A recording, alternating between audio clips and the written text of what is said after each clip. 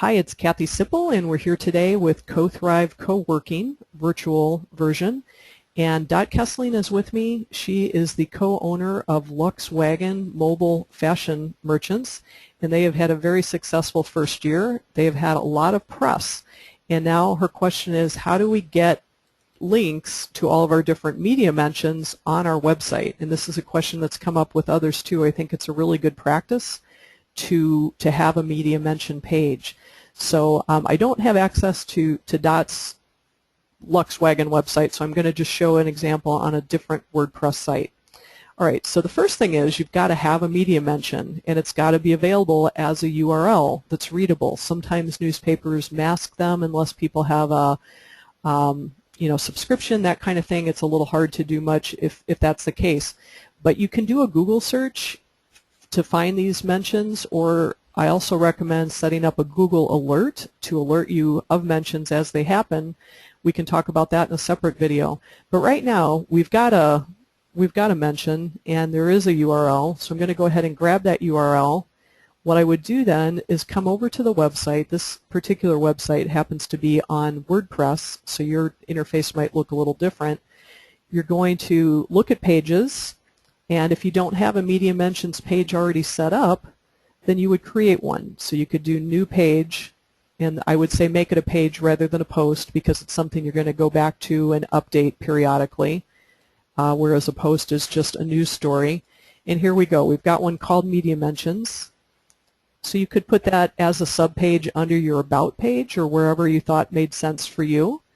And then here I am in the post. What I would normally do is go ahead and you can paste in the link like so, and then what I normally do to keep it kind of consistent is put in the date, May 25th, 2014, and this particular story showed up in, let's see, what are we on? Working Woman Report.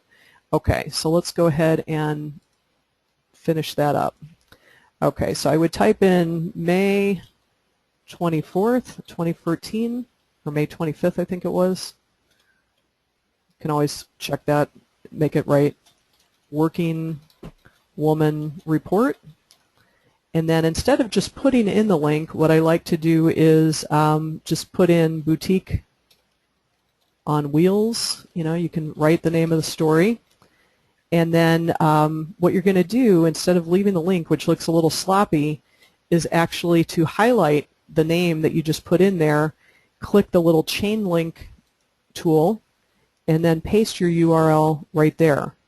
So I can make this bold to make it look like the other ones, and you just are going to update these as they happen. You'd probably keep them in reverse order by date, and that's about it. Let's just check our progress. You want to update the page. You can view the page to make sure it looks the way that you want. And it does. It looks consistent. So hopefully that helps. Okay, Kathy Sipple here. It is March 20th, first day of spring. And we're at CoThrive Co-working. Dot Kessling from Luxwagon has just asked a question, and it is, when you've got a news story that's been done about your company, what can you do with that on Facebook? And what I would suggest, first of all, is to whoever wrote that story for you, go to their Facebook page and like it as your page. If you didn't see how I did that, the way is to hit the ... on the page that you are going to like, and you click like as your page. Because I'm actually an admin on her page, I can do that. I choose from the pages that I manage, Luxwagon Mobile Fashion Merchants, save, and that's now going to be added to the favorites for Luxwagon Mobile Fashion Merchants. Now when I go over here, I've already gotten their URL of the story in memory, and what I would do is to paste that URL into my status update. I would then get rid of it, because Facebook actually likes links to be native, and that means just putting it right here where it uploads automatically. Okay, I don't know that any of these images are going to really be great for Luxwagon, but we could just maybe keep it on women. That would probably be fine. And then we could say something like, thanks for the great write-up at symbol working woman report. You know, we appreciate the mention. Okay, something like that. And now I'm not going to go ahead and post this because it was written, a little bit of time ago. It's not quite newsworthy, but I would try to do that as soon as I got a Google alert about it. The benefit of doing this is that you give them a shout out, you make it about you, but it's also about them. And because, right now they've actually got a lot of followers or fans, 11,543, you show up as a post to page. So potentially you could be seen by the people who like their page, and they may even do a repeat or a like of your post. So that's the tip for today. Okay, Kathy Sipple again. We're at CoThrive Coworking, and the question has just come up from a member: how do I set up a Google alert? A Google alert is one of my favorite things to help people monitor the web for interesting content, or if you're a marketer, it can be content that's about you or your business, which obviously would be interesting. So what you do is you can just Google Alert, very self-referencing, or you can go to google.com/alerts, and then you can tell Google, what do you want to be alerted about? In this case, the question came from Dot Kessling from Luxwagon. So we're going to go ahead and just type in Luxwagon, and we're going to do create alert. So what will happen now is every time Google encounters a new instance of Luxwagon in the news, a Google alert is just the equivalent of going to google.com and Googling those words. And except instead of you having to do it every day yourself or when you think about it, Google is going to do that automatically and just send you these results as they happen. So I'll go ahead and show you what it looks like when you get a Google alert in your inbox. It comes to you via email, and I think I might have gotten rid of many of them, but let's see here. Yeah, unfortunately I guess I have deleted. All right, not a great example. Oh, here we go. Google alert for Social Media Valparaiso. So this is what it looks like. I've got it coming to me just as they happen. I do tend to delete them as I get them. Sometimes they're useful, sometimes they're not. This is obviously not a company-related one. It's just a pretty broad topic of an area of interest and the place where I live combined. So you can have as many Google alerts as you want. If you find that they're not all that helpful, you can go in and edit the alert, add some more descriptive language if you're getting too many false positives, or you can unsubscribe if this particular alert is no longer helpful. You can also tell Google how often you want to be updated by editing the frequency. You can tell them only to give you, updates once a day, only to, give you results from a certain region, whatever the case. So that is a really handy way to monitor your reputation online and helps you to create a media mention page. Hi, Kathy Sipple again with CoThrive Coworking. It's March 20th, and a question from CoThrive member Deborah Landry came in. How do you put social media icons in your email signature? One caveat, you do need to have HTML email capabilities to do what I'm going to show you. Gmail is free, and it does have that, so that's one reason I like to use Gmail. Some other ones may not have it, so your interface may be a little bit different. But this is what interested Deb, and this is what I'm going to quickly show you how to do, and this is how to do it on Gmail. Results may vary depending on your program. So the first step is to go ahead and get into your email account. I'm in Gmail here. You go into, click on the little gear up in the upper right hand corner, click Settings, and it takes you to a place where you can list all of the different accounts that you have, and I do have several. You can actually have different signatures for each email account that you have also, which is kind of nice. So I do happen to have different hats that I wear as a consultant, and this is kind of a nice thing. Right now I'll just show you my main one for my business. What you do is to scroll on down to where it says Signature, and you choose the correct email that you're building the signature for. You can put in your response, best regards, or whatever you like. The information here, whatever you like. And then these I had found in advance. You can Google social media icon set and choose one that works for you. You might already have a set that is on your website, but if you need some help, there are tons of free ones out there, and there are some custom things that you can build as well. So the first thing you'll need to do is get the download, get the set that you'd like. If you want this one looks, I think, fine.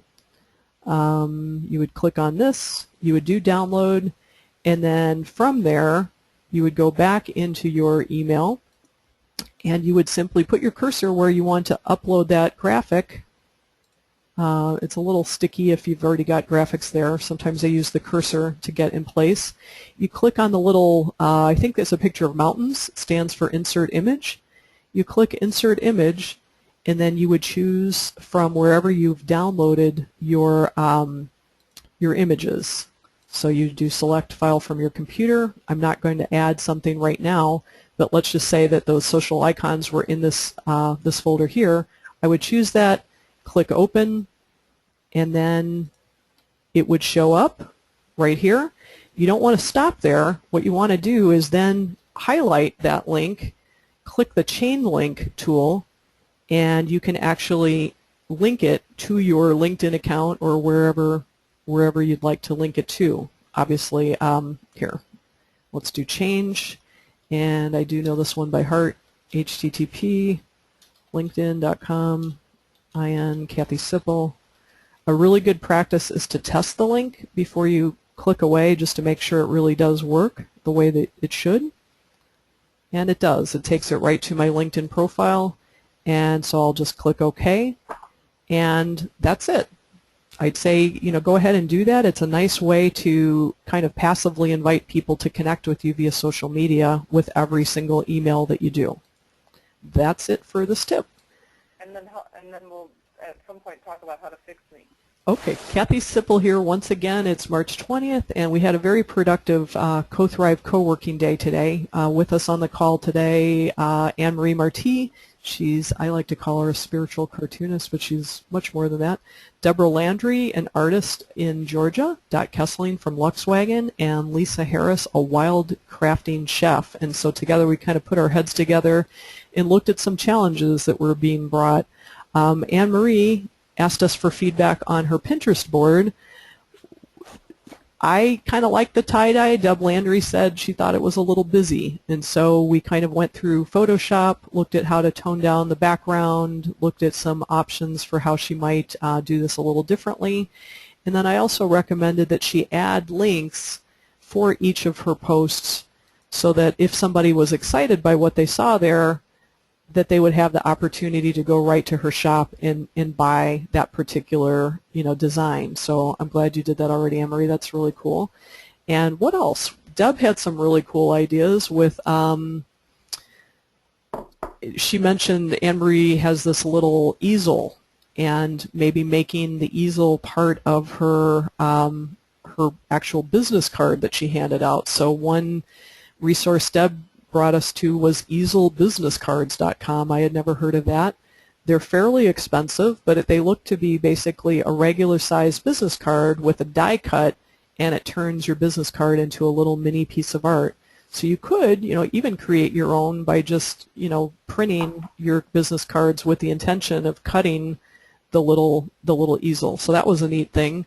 The other idea that that Deb gave us was cafepress.com. She said they can put your image on any type of thing, and she made it sound so easy. I did this in less than a minute.